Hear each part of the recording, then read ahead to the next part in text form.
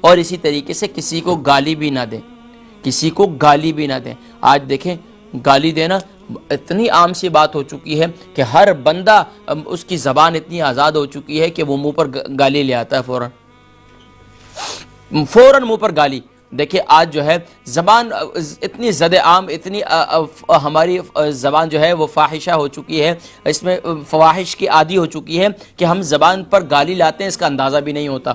تو اس لیے جو قرآن کریم فرقان حمید کو پڑھتے ہیں پڑھاتے ہیں وہ اپنے ان اعمال پر غور کریں۔ تو اس لیے ان کو دوبارہ ریپیٹ کرتا ہوں، آپ بھی اپنے گریبان میں جھانک کر ان اعمال کو درست کرنے کی کوشش کریں اور میں بھی اپنے اعمال کو درست کرنے کی کوشش کروں۔ حضرات کرام، ذکر ہے کہ خیرکم من تعلم القرآن کے مصداق وہ لوگ بن سکتے ہیں جو کسی کی غیبت نہ کریں اور کسی کو حقیر نہ سمجھیں اور کسی کو گالی نہ دیں۔ تو ناظرین کرام، یہ باتیں تو تین باتیں ہیں تو تینوں بڑی مختصر سی، لیکن ناظرین کرام یہ ہمارے پورے اخلاق اور کردار کو واضح کر دیتی ہیں۔ اگر ہم اپنے اخلاق اور کردار کو واقعتاً ہم قرآن پڑھ رہے ہیں، قرآن پڑھا رہے ہیں، قرآن سیکھ رہے ہیں، قرآن سکھا رہے ہیں، دوسروں کو دعوت قرآن دے رہے ہیں، لیکن میری اپنی عملی زندگی کے اندر قرآن کے احکام ہے ہی نہیں، میں ہمیشہ ہر ایک کو حقیر سمجھ رہا ہوں، میں ہر ایک کی غیبت کر رہا ہوں، میں اسی طریقے سے ہر ایک کو گالی دے رہا ہوں، تو یہ ہم سے میچ نہیں کرتا۔ اس لیے کہ وہ لوگ جو قرآن کریم فرقان حمید کو پڑھتے پڑھاتے ہیں وہ سب سے بہترین لوگ ہیں۔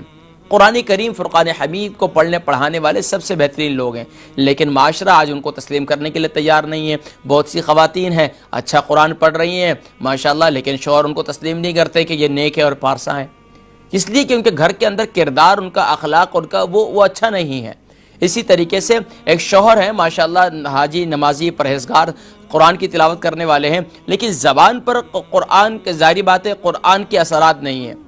تو اس لیے ناظرین کرام مجھے بھی اپنے اعمال پر غور کرنے کی ضرورت ہے، آپ کو بھی غور کرنے کی ضرورت ہے۔ اللہ تبارک و تعالی ہم سب کو کہنے اور سننے سے زیادہ عمل کرنے کی توفیق نصیب فرمائے اور اپنے اخلاق اور کردار سے ہمیں قرآن کے احکام کو واضح کرنے کی توفیق نصیب فرمائے۔ قرآن کے احکام تو زبانی تو بہت ہیں، بیان کرتے کرتے زندگیاں گزر رہی ہیں اور سنتے سنتے آپ کی بھی زندگیاں گزر رہی ہیں۔ تو سننے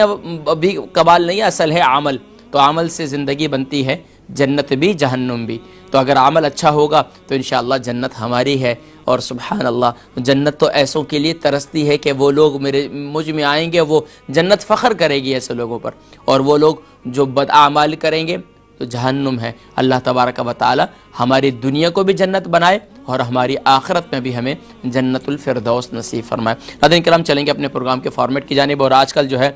وقت بہت تیزی سے،